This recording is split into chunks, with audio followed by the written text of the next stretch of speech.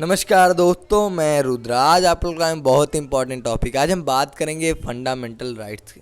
ये टॉपिक हमारे एग्जाम के प्रोस्पेक्टिव से बहुत इंपॉर्टेंट है और बेसिक लेवल पे भी हमें ये जानना बहुत ज़रूरी है एज ए इंडियन सिटीजन्स कि हमारे फंडामेंटल राइट्स क्या होते हैं।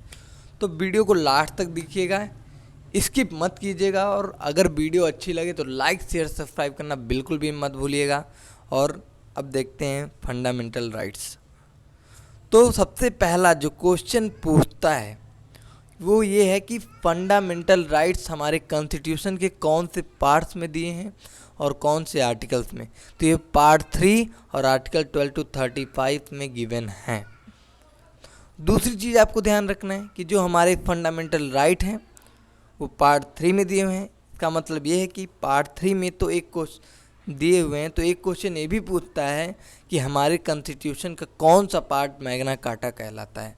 तो आपको ध्यान रखना है, पार्ट 3 को ही मैग्ना कार्टा ऑफ इंडिया के नाम से जाना जाता है। यानी पार्ट 3 क्या है? Fundamental rights. ठीक है। और ये ऐसा क्यों है? तो ऐसा इसलिए है कि जो हमारा फंडामेंटल राइट है वो सबसे इम्पॉर्टेंट और क्रूशियल पार्ट है कॉन्स्टिट्यूशन का। इसी वजह से पार्ट 3 को हम मैग्ना कार्टा ऑफ इंडिया बोलते हैं। ठीक है। इसके बाद एक चीज़ आपको ध्यान रखना है कि पहले हमारे जो फंडामेंटल राइट थे वो कितने थे? 7 हैं। लेकिन अब कितने हैं? तो अब केवल देखिए, basically there were 7 fundamental right in constitution, but now there is only 6 fundamental right according to Indian constitution. अब हम देखते हैं जो ये 6 फंडामेंटल राइट्स हैं ये क्या क्या हैं। तो फर्स्ट है राइट टू इक्वालिटी, यानी ये 14 to 18 में गिवन है। ये कहता है समानता का अधिकार। ठीक है। राइट टू फ्रीडम, जिसको बोलते हैं स्वतंत्रता का अधिकार। इसके तहत आपको स्वतंत्र रहने की आज़ादी दी गई है। नेक्स्ट है राइट अगेंस्ट एक्सप्लॉयटेशन, ये आर्टिकल 23-24 तक गिवन है। ये शोषण के विरुद्ध का अधिकार हमें देता है। ठीक है। Right to freedom of religion, यह बोलता है कि धर्म की स्वतंत्रता का अधिकार। ये आर्टिकल 25 to 28 में गिवन है।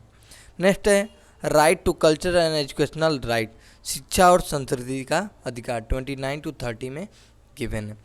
और जो लास्ट है वो राइट टू कॉन्स्टिट्यूशनल रेमेडी, यानी संवैधानिक उपचार बोलते हैं। रेमेडी मतलब उपचार। ठीक है। और जो 7 था जिसे हटा दिया गया वो था राइट टू प्रॉपर्टी, जो आर्टिकल 31 में मेंशन था। लेकिन इससे क्या क्वेश्चन पूछते हैं कि इसको क्यों हटाया गया, इसका क्या ड्रॉबैक था जिससे ये राइट मिला हुआ था। तो इसमें क्या राइट मिला होता है कि जिसकी भी प्रॉपर्टी है वो कम्प्लीटली इंडिपेंडेंट है, अपनी प्रॉपर्टी को सेल्फ सेल करे या ना करे, यानी बेचे या ना बेचे। लेकिन प्रेजेंट टाइम में क्या है कि अगर गवर्नमेंट को उस प्रॉपर्टी को चाहिए तो आपको देना पड़ जाएगा। इसी वजह से इस जो है प्रोविज़न को रिमूव कर दिया गया है। ठीक है।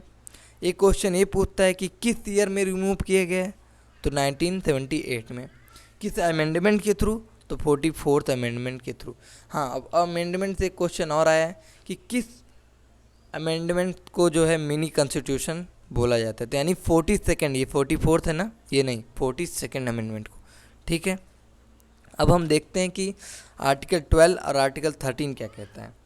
तो आर्टिकल 12 यह कहता है कि अगर इंडिया के बाउंड्री के अंदर जितनी भी स्टेट या ऑर्गेनाइजेशन हैं ये सारे एक यूनियन के अंदर हैं ही कंसिडर किए जाते हैं। मतलब फ्यूचर में कभी कोई स्टेट गवर्नमेंट कहे मुझे इंडिया से अलग होना है तो ये नहीं हो सकता। समझे? यानी अगर कोई स्टेट ये कहता है कि नहीं मैं इंडिया से अलग होना चाहता हूँ तो ये नहीं हो सकता। ठीक है। अब आर्टिकल 13 क्या कहता है कि फ्यूचर में अगर किसी की भी पार्टी आती है या किसी की गवर्नमेंट आ जाए चाहे उसकी पूरी मेजॉरिटी रहे तो भी इंडियन सिटीजन्स के फंडामेंटल राइट्स को वो कम नहीं कर सकती। हाँ, बढ़ा सकती पर कम नहीं कर सकती। ये आर्टिकल 13 हमें देता है। ठीक है। अब हम बात करते हैं 14 to 18 क्या कहता है, यानी राइट टू इक्वलिटी। ये कहता है कि इसको क्या और बोलते हैं, इक्वलिटी बिफोर लॉ। इसका मतलब ये होता है कि जो भी लॉ या ऑर्डर बनेंगे गवर्नमेंट की तरफ से वो सभी के लिए इक्वल अप्लाई होंगे। ठीक, अब आर्टिकल 15 क्या कहता है, आपको ये अपॉर्चुनिटी देता है कि गवर्नमेंट की तरफ से जितनी भी जॉब निकलेंगी सभी को इक्वली अप्लाई करने का राइट है। यानी कोई भी इसको अप्लाई कर सकता है, चाहे वो SC ST जनरल OBC कोई भी कास्ट का हो। ये आर्टिकल 16 ऐसा कहता है। ठीक है, आर्टिकल 15 क्या कहता है कि प्रोविजन ऑफ डिस्क्रिमिनेशन और religion, race, gender, caste and birth place, यानी आप किसी के साथ भेदभाव नहीं कर सकते। ठीक है, अब आर्टिकल 17 क्या कहता है, एबॉलिशन ऑफ अनटचेबिलिटी, यानी अनटचेबिलिटी को एबॉलिश कर दिया गया है कॉन्स्टिट्यूशन की तरफ से। आर्टिकल 18 क्या कहता है, इसके थ्रू टाइटल को एबॉलिश कर दिया गया है। जैसे दो टाइटल होते हैं, एक एकेडमिक होते हैं, एक डिफेंसिव टाइटल होते हैं। ठीक है, जैसे एकेडमिक में डॉक्टर आ गए, इंजीनियर हो गए, डिफेंसिव में तुम्हारा कर्नल हुए, यही आर्मी चीफ हुए, ये सब जो हैं डिफेंसिव में आते हैं। ठीक है, अब देखते हैं राइट टू फ्रीडम, यानी 19 to 22 क्या कहता है। अब आर्टिकल 19 क्या देता है, ये हमें कुछ 6 राइट्स की गारंटी देते हैं, जैसे कि right to speech, right to organise meeting in non violence way, right to make the union, freedom of movement, freedom of resident and settlement, freedom of profession, occupation, trade and business. तो ये जितने भी rights हैं ये हमें article 19 to 22 के बीच में given है। ठीक है, अब इसको एक एक करके मैं बता नहीं सकता क्योंकि बहुत टाइम चला जाएगा, बल्कि ये बहुत सिंपल में सारी चीज़ें लिखी हुई हैं कि राइट टू स्पीच है, right to organise a meeting in non violence, मैं समझा दे रहा हूँ। राइट टू स्पीच में तो आपको कहीं भी कुछ भी बोलने का आज़ादी है।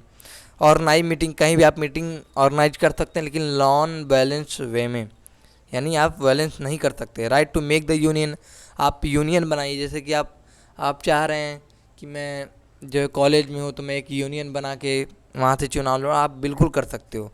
फ्रीडम ऑफ मूवमेंट, आप कहीं भी जा सकते हो। फ्रीडम ऑफ रेसिडेंस सेटलमेंट, आप कहीं भी जो सेटल होने की आपकी आज़ादी है, लेकिन ऑल इंडिया में केवल ये सब जितने भी राइट हैं केवल इंडिया के लिए अप्लाई होंगे। अब freedom of residence and settlement तो हो ही गया। Freedom of profession, occupation, trade and business, आप कोई भी ऑक्यूपेशन कर सकते हैं, कोई ट्रेड या बिजनेस आप ओपनली कर सकते हैं, लेकिन विद इन इंडिया। ठीक है, ये क्लियर पूरा। अब देखते हैं आर्टिकल 20 क्या कहता है, protection in respect of conviction for offence, यानी ये जो राइट है ये किसको मिलता है, एक अपराधी को मिलता है कि अगर कोई केस उसके ऊपर चल रहा है तो उसको भी प्रोटेक्शन और रिस्पेक्ट की आज़ादी है। ठीक है, अब आर्टिकल 21 क्या कहता है, protection of life and personal liberty, यानी आपको लाइफ जीने का जो है पूरा फ्रीडम देता है कि आप जैसे चाहें वैसे जी सकते हैं। केवल आपके राइट का जो एबॉलिश है, अगर देखो फंडामेंटल राइट्स जो है इमरजेंसी लगती है तो जो है आपका हर राइट छीना जा सकता है, लेकिन आर्टिकल 20 और 21 आपसे कहीं भी कभी भी नहीं छीना जा सकता, यानी रिमूव नहीं किया जा सकता है। यानी अगर इमरजेंसी लगी हुई तो भी आर्टिकल 20-21 अप्लाई होंगे, चाहे आपके और जितने भी फंडामेंटल राइट्स वो अप्लाई नहीं हो। ठीक है, अब आर्टिकल 22 क्या कहता है, protection against arrest and detention in criteria, ये कहता है कि कुछ केसेस में आपसे जो है फाइन लेके या आपको कंपनसेशन देके छोड़ सकते हैं, यानी सज़ा नहीं दी जाती है इसमें। ठीक है, इसके थ्रू। अब देखते हैं राइट अगेंस्ट एक्सप्लॉयटेशन, यानी आर्टिकल 23, इसके थ्रू ह्यूमन ट्रैफिकिंग ख़त्म की जा सकती है, जैसे कि होता है ह्यूमन का सेल करना। ठीक है, इसके थ्रू जो है ख़त्म है, आपके पास राइट है, आप इसके लिए लड़ सकते हैं। यानी सैलरी सिस्टम था इसको बंद, प्रोविज़न ऑफ अनबाउंड लेबर, ये सब सारी चीज़ें जो हैं आर्टिकल 23 के थ्रू आपको राइट दिया गया है। ठीक है, अब देखते हैं right to freedom of religion, यानी आर्टिकल 25 के थ्रू आप किसी भी रिलीजन को अपना सकते हैं। इसमें दिया है freedom of conscience and free practice on propagation of religion, आप किसी भी धर्म को अपना सकते हैं, आपको राइट है आर्टिकल 25 के थ्रू। आर्टिकल 26 के थ्रू आपको रिलीजियस अफेयर में इन्वॉल्व हो सकते हैं, ठीक है। Freedom to manage a religious affair. Article 27 के through freedom of taxes for payment to promote religious culture, आपको ये आज़ादी देता है कि आप रिलीजियस डोनेशन कर सकते हैं पर आप टैक्स फ्री रहेंगे। इसीलिए लोग देखते हो जितने भी ब्लैक मनी है ना वो इसी में डाल देते हैं ताकि उन पर टैक्स तो कम से कम बच जाए, ठीक है। आर्टिकल 28 ये कहता है कि इंडिया में बहुत सारे एजुकेशनल इंस्टीट्यूट ऐसे हैं जिसमें रिलीजियस वर्शिप के लिए आज़ादी दी गई है, यानी freedom to attend religious worship criteria education, ठीक है। ये आर्टिकल 28 के थ्रू। Right for culture and education यानी article 29। Protection of interest of minority, यानी हमारे सोसाइटी में जो भी माइनॉरिटी हैं आपको प्रोटेक्शन का राइट देता है पूरी तरीके से। आर्टिकल 30 के थ्रू माइनॉरिटी को अपने एजुकेशनल के थ्रू इंस्टीट्यूशन को इस्टेब्लिश करने की पूरी आज़ादी, यानी वो जो है जितनी भी माइनॉरिटीज़ हैं वो अपना एक एजुकेशन खोल के उसमें जो है अपने धर्म की पढ़ाई पढ़ा सकते हैं, केवल माइनॉरिटी के लिए ये अलग से प्रोविज़न है। आर्टिकल 31 तो रिमूव ही हो गया है, यानी राइट टू प्रॉपर्टी वाला, तो इसको भूल ही जाइए आप।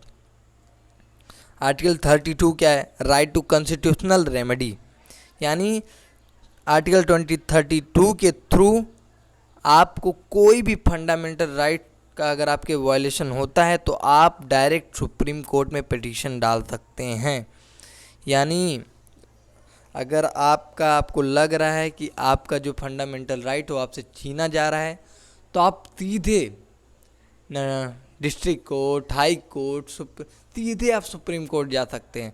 लेकिन आपसे एक क्वेश्चन ज़रूर पूछेगा कि आप हाई कोर्ट क्यों नहीं गए, तो आप उसको बता दीजिएगा कि आपकी सुनवाई वहाँ नहीं हो सकती। लेकिन आर्टिकल 32 के थ्रू आप अपने राइट्स के लिए सीधे सुप्रीम कोर्ट जा सकते हैं। एक क्वेश्चन और बोलता है सोल ऑफ कॉन्स्टिट्यूशन किस आर्टिकल या किस राइट्स को बोलते हैं, तो राइट टू कॉन्स्टिट्यूशनल रेमेडी को जो है सोल ऑफ कॉन्स्टिट्यूशन के नाम से बोला था। एक क्वेश्चन और पूछता है कि इसको किसने कहा था, तो इसको भीमराव अंबेडकर द्वारा माना गया था कि सोल ऑफ कॉन्स्टिट्यूशन जो है राइट टू कॉन्स्टिट्यूशन रेमेडी है, ठीक है।